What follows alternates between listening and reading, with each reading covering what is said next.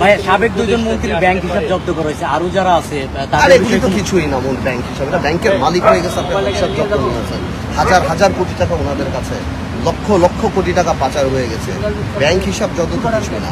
বৈষম্যবিরোধী ছাত্র আন্দোলন যারা, তারা আজকেও কিন্তু শাহবাগে ছিল তারা, এবং শেখ হাসিনার বিশেষ ট্রাইব্যুনালের মাধ্যমে বিচার দাবি করছে, এটাকে আসলে আপনারা কেমন দেখছেন? না, এখানে কোনো ব্যক্তিত্ব কথা আসেন, যারা এই হত্যার সাথে জড়িত তাদেরই সবারই করতে হবে, শুধু এই না। আপনি যদি এই কথা আরম্ভ করেন শুধু সেটা হবে কেন? হত্যার সাথে বিচার থেকে আরম্ভ করে অবৈধ যেসব সম্পত্তি হয়েছে, যা যা আছে, তা আমি মনে করি তো যারা মারা গিয়েছে তাদেরকে এই সম্পত্তিগুলি এখানে অ্যাপার্টমেন্ট বানিয়ে বা তাদেরকে রিহ্যাবিলিটেট করা যায়।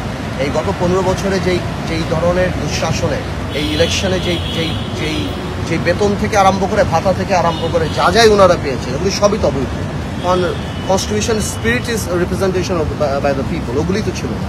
তো এই গত 15 বছরে যা করেছে সবই তো অবৈধ। আমি মনে করি এদের বিরুদ্ধে দ্রুত বিচার বলেন আপনি, বা আপনি দ্রুত সম্পত্তি নিলাম আইন বলেন, অর্থনৈতিক রাষ্ট্রদ্রোহিতা বলেন, অনেক কিছু করার আছে। প্রশ্নটা হলো রোড ম্যাপটা দিলে আমরা বুঝতে পারবো যে এই সরকার সেটা করবে না ভবিষ্যতে কোনো গণতান্ত্রিক সরকার সেটা।